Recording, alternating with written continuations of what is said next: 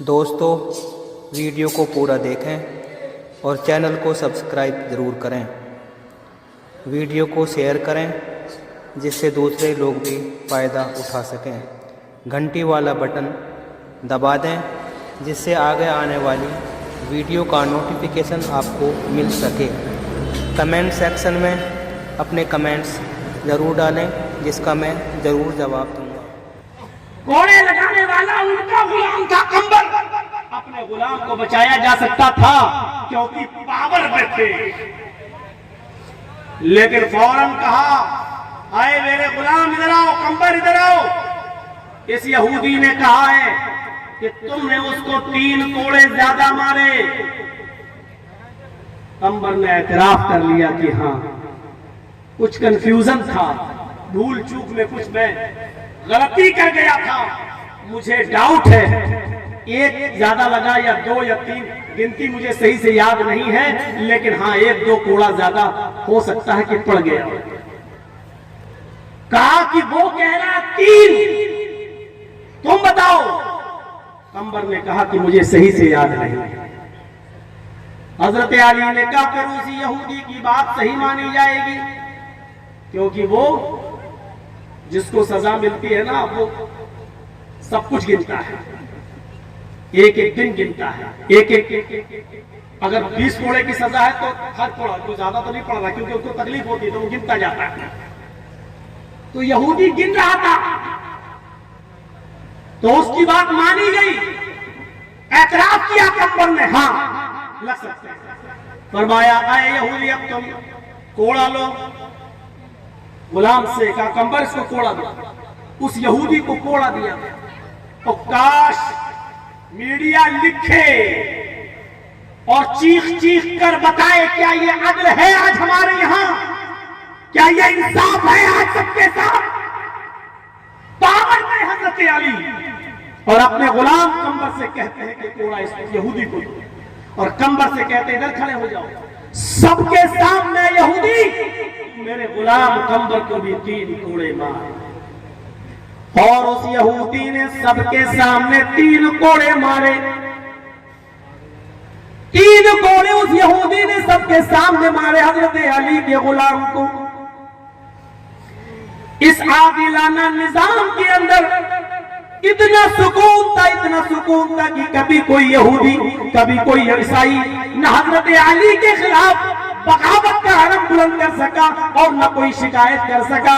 میرے بھائیوں ذرا تصور کیجئے ایک انسان کو کیا چاہیے، اس کی بیوی بچے سکون سے رہیں، وہ اطمینان سے رہے، ہم جہاں رہ رہے اطمینان کی سانس لے سکیں اور ہمارے اوپر ظلم و زیادتی نہ ہو۔ میرے بھائیوں یہی ہے، جتنا مضبوط عادلانہ نظام ہوگا اتنا مضبوط امن ہوگا، اور جہاں امن نہیں سمجھ لو کہ وہاں عادلانہ نظام مضبوط نہیں ہے۔ اب سوچئے اپنی اولاد کے بارے میں بھی سوچئے، کس کو زیادہ دے رہے ہو کس کو کم دے رہے ہو۔ شادیوں میں اپنی بیٹی کو جہیز تو دے دیتے ہو لیکن وراثت میں اس کو حصہ نہیں دیتے ہو۔ جہاں عدل نہیں ہوگا، لڑکے لڑکیاں دونوں ہیں، لڑکوں کو زمین دے رہے ہو لڑکیوں کو محروم کر رہے ہو، فساد کا بیج آپ خود بو رہے ہیں، امن و شانتی اپنے گھر کی خود ختم کر رہے ہیں۔ شریعت کے مطابق اگر آپ عدل کریں لڑکیوں لڑکیوں کے ساتھ، بیویوں کے ساتھ، پڑوسیوں کے ساتھ، کبھی فساد ہو ہی نہیں سکتا، کبھی فتنہ پھیل ہی نہیں سکتا۔ فتنہ پھیلتا ہی تب ہے جب ہم عدل و انصاف سے کام نہیں لیتے۔ قاضی شرح کی عدالت میں حضرت علی نے ایک مقدمہ دائر کر دیا۔ حضرت علی کون ہے؟ سنو آپ تعجب کریں گے، آپ تعجب۔ حضرت علی نے یہودی کے ہاتھ میں زرہ دیکھی، زرہ سمجھتے ہیں نا، وہ پہن لی جاتی تھی تاکہ کوئی تیر کا اثر نہ ہو، لوہے کی ہوا کرتی تھی، اپنے جسم پہ ڈال لی جاتی تھی، کوئی تیر کافروں کی طرف سے آئے تو اس پر رکاوٹ بن جائے۔ ایک زرہ یہودی کے ہاتھ میں دیکھی، حضرت علی نے اس یہودی سے کہا یہ زرہ تو میری ہے۔ یہودی کہتا ہے کہ تم جھوٹ بول رہے ہو۔ یہودی نے کہا کہ تم جھوٹ بول رہے ہو۔ حضرت علی سے حضرت علی نے کہا یہ زرا میں اچھی طریقے سے پہچانتا ہوں، یہ زرا میری ہے۔ اس یہودی نے کہا علی آپ جھوٹ بول رہے ہو، یہ زرا میری ہے، اگر تم نہیں دو گے تو میں تمہارے خلاف مقدمہ دائر کروں گا۔ کون کہہ رہا ہے؟ حضرت علی۔ اس یہودی نے کہا کہ اے علی امیر المومنین جائیے، یہ زرا میری ہے، اگر آپ کو لگتا ہے کہ یہ آپ کی ہے تو عدالت میں مقدمہ دائر کر لیجئے اور اپنا پکش رکھ کر یہ زرا لے لیجئے، ایسے تو میں نہیں دے سکتا کیونکہ یہ میری زرا۔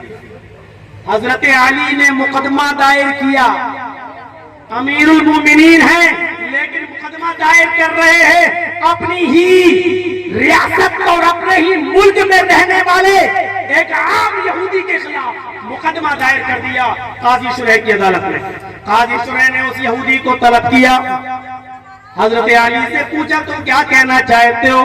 کہا یہ زرا میری ہے، یہودی دے نہیں رہا ہے۔ یہودی سے پوچھا تم کیا کہنا چاہتے ہو؟ یہودی نے کہا کہ یہ زرا میری ہے، حضرت علی میری زرا کو اپنی زرا بتلا رہے ہیں۔ اب قاضی کا ایماندارانہ فیصلہ دیکھیے۔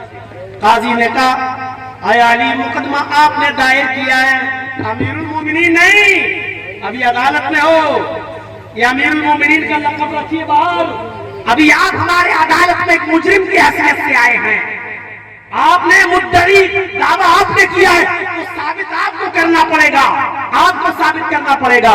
اے علی آپ ثابت کیجئے کہ یہ زرا آپ کی ہے۔ آپ کہہ رہے میری ہے، گواہ لاؤ۔ حضرت علی نے اپنا ایک گواہ پیش کیا اپنے بیٹے حضرت حسن کو۔ حضرت حسن نے کٹگرے میں کھڑے ہو کر گواہی دی کہ یہ زرا میرے باپ یوز کیا کرتے تھے، استعمال کیا کرتے تھے، اس کی پہچان یہ تھی اور میں اچھی طرح جانتا ہوں یہ زرا میرے باپ کی ہے، حضرت علی کی۔ قاضی شریح نے جواب دیا اے علی شریعت یہ کہتی ہے باپ کے حق میں بیٹے کی گواہی تسلیم نہیں کی جائے گی، لہذا تمہارے زرا کی گواہی تمہارا بیٹا دے رہا ہے، شریعت کے لحاظ سے باپ کے حق میں بیٹے کی گواہی قابل قبول نہیں، کوئی دوسرا گواہ لے کر آؤ۔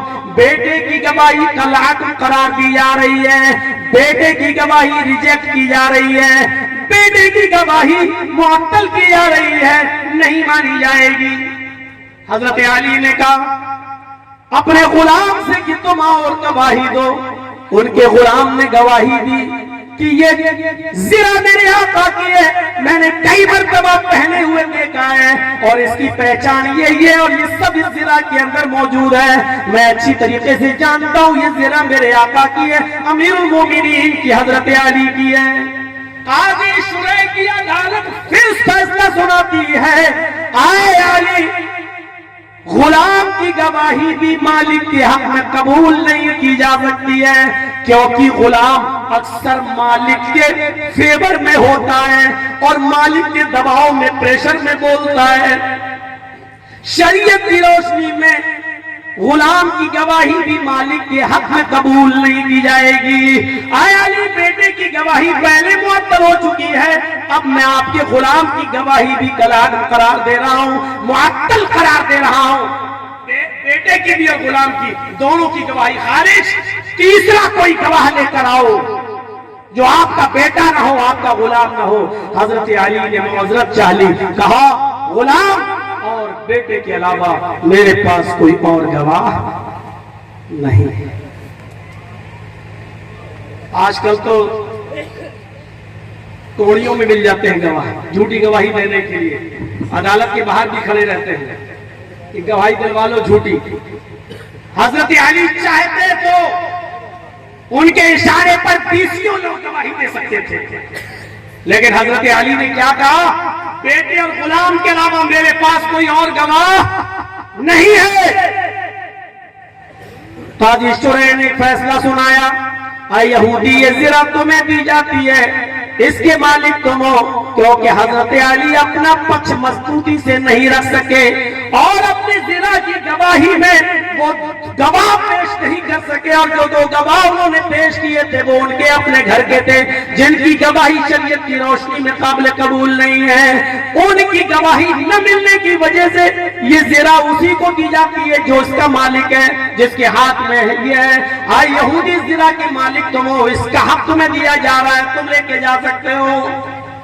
قاضی شریح نے حضرت علی کے خلاف فیصلہ سنایا، جبکہ قاضی کو قاضی بنایا بھی تھا حضرت علی نے، حضرت علی ہی نے ان کو قاضی بنایا تھا، لیکن جج کا فیصلہ، قاضی کا فیصلہ حضرت علی کے خلاف جاتا ہے۔ حضرت علی نے یہ نہیں کہا باہر نکلو، دیکھو 2 دن میں ہم تمہیں معطل نہ کر دیتے، پاور میرے ہاتھ میں ہے، دوسرا لائیں گے۔ نہیں، حضرت علی نے اس یہودی کو اپنے گلے لگایا اور کہا مبارک ہو، یہ مقدمہ تم جیت گئے ہو۔ مجھے خوشی اس بات کی ہے کہ ہمارے قاضی قرآن و حدیث سے ہٹ کر انہوں نے فیصلہ نہیں سنایا، یا اگرچہ زنا میری ہے۔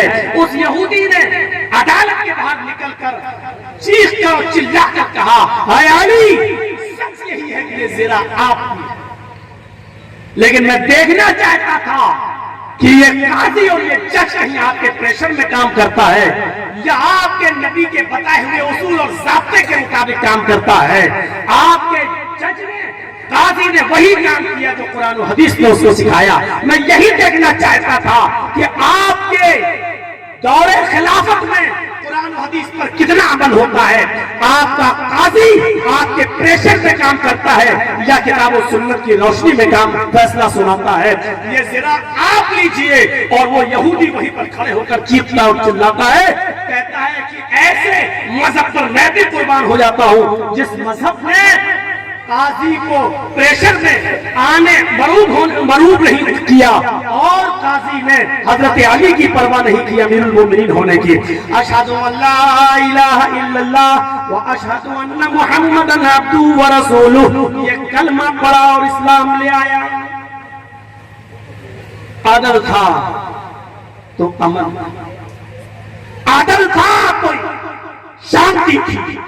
میرے بھائیوں، اس ملک کو ضرورت ہے عدل کی اور عادلانہ نظام کی۔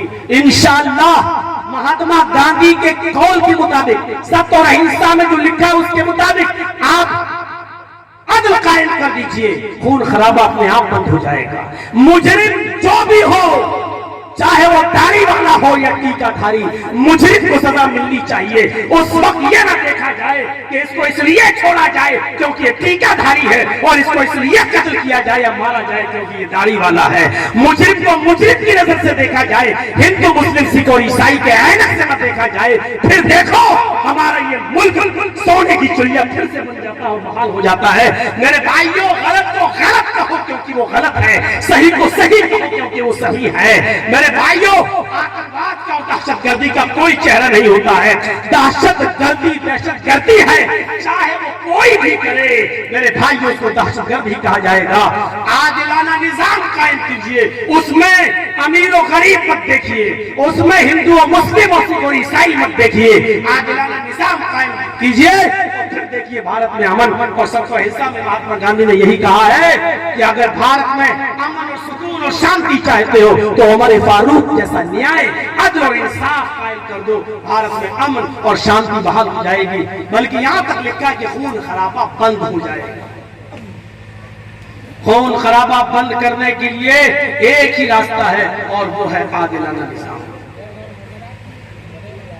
قاضی شریح کے دربار نے بھیڑ کو تتر بتر کرنے کے لیے کوڑا چلا دیا۔ پیشکار دربار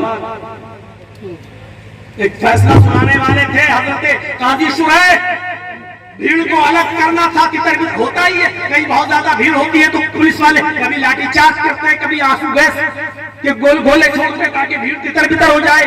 قاضی شریح کی کوٹ کو خالی کرنا تھا، فیصلہ سنانا تھا ان کو۔ قاضی شریح کے دربار میں کوڑا لیا اور ہوا میں ایسے ہلایا، چلو چلو چلو کوٹ خالی کرو، کوٹ خالی کرو۔ وہ خالی کرنا چاہ رہے تھے لیکن ایک یہودی سامنے آ گیا اور ایک کوڑا یہودی کو لگ گیا۔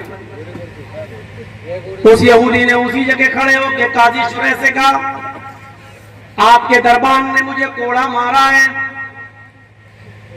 قاضی شریح نے اسی وقت دربان سے کہا کٹگرے میں آؤ، اب تمہارے خلاف مقدمہ دائر ہو چکا ہے، ادھر آؤ، اس یہودی نے کہا ہے تم نے اس کو کوڑا مارا ہے۔ قاضی شریح کے دربان نے کہا کوڑا تو مارا ہے لیکن جان بوجھ کر نہیں مارا، میں تو چلا رہا تھا لگ گیا، یہ بیچ میں آ گیا لگ گیا۔ یہودی کہنے لگا نہیں، اتنی بھیڑ میں صرف مجھے کو نشانہ لگا کے مارا، اتنی بھیڑ میں کسی کو نہیں لگا، مجھے لگا، نشانہ لگا کے مجھے ٹارگٹ بنا کر انہوں نے مارا، کوڑا مجھے لگا ہے، میں کوئی بدلہ لوں گا۔ قاضی شریح کہتے ہیں آئے پیشکار دربان، اب اس بات کا فیصلہ کیسے ہو کہ تم نے جان بوجھ کے مارا ہے یا نہیں مارا، کیونکہ دل کا حال تو اللہ جانتا ہے، ہم تو نہیں جانتے۔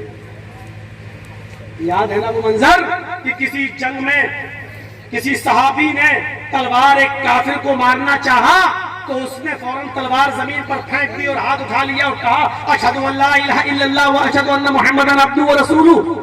اس صحابی نے سوچا ہے تلوار نیچے پھینک دی، وہ سمجھا اچھا موت کو قریب دیکھ کے پڑھ رہا ہے کلمہ، جب دیکھا کہ میں اس کو مارنے والا ہوں تب پڑھ رہا ہے کلمہ، نہیں یہ دل سے اسلام نہیں لا رہا ہے، یہ تو موت کے ڈر سے اٹھائی اور تلوار اس کے پیٹ میں کھونپ دی اور اس کو مار دیا۔ اللہ کے نبی کے کان میں یہ آواز پڑی، آپ نے بلایا اس صحابی کو، کیا تم نے اس کو قتل کر دیا؟ کہاں۔ کیا اس نے یہ کلمہ پڑھا تھا؟ کہاں۔ تم نے سنا تھا؟ ہاں۔ اس نے یہ کلمہ پڑھ لیا تھا اشہد ان لا الہ الا اللہ واشہد ان محمدا عبدہ ورسولہ۔ کہاں۔ کہا جب یہ کلمہ پڑھ لیا تھا تو پھر تم نے اس کو قتل کیوں کیا؟ کہ اللہ کے رسول تو موت کے ڈر سے پڑھ رہا تھا، جب اس نے دیکھا میں تلوار لے کے اس کے قریب پہنچ گیا تو اس نے جھٹ سے کلمہ پڑھ لیا، تلوار پھینک کے اشہد اللہ، موت کے ڈر سے پڑھ رہا تھا۔ تو اللہ کے نبی نے کہا یہ تمہیں کیسے پتا چل گیا کہ وہ موت کے ڈر سے پڑھ رہا تھا؟ اشققت قلبہ، کیا تو نے اس کے دل کو چیر کے دیکھ لیا تھا؟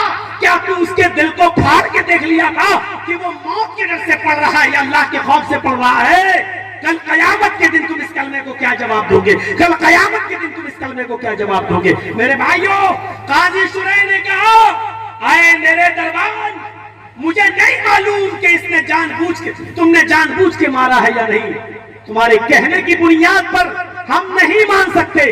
یہودی کا دعویٰ مضبوط ہے کہ تم نے کوڑا مارا، اور وہ کہہ رہا مارا اور تم کہہ رہے ہو ہاں میں نے مارا، اور اس نے کہا مجھے پڑا ہے، لہذا یہودی کو بدلہ دینا ہوگا۔ اور یہودی سے کہا کہ کوڑا اٹھاؤ اور ایک کوڑا تم میرے پیشکار کو، میرے دربان کو بھی مارو۔ اس یہودی نے سب کے سامنے بھرے مجمع میں وہ کوڑا اٹھایا، اور وہ کوڑا حضرت قاضی شریح کے دربان کو ایک کوڑا مارا۔ میرے پیارے ساتھیوں، کون سا عادلانہ نظام تھا؟ ذرا تصور کیجئے، وہی عدالت موجود ہے، مہینوں فیصلے نہیں ہوتے تھے، معاملہ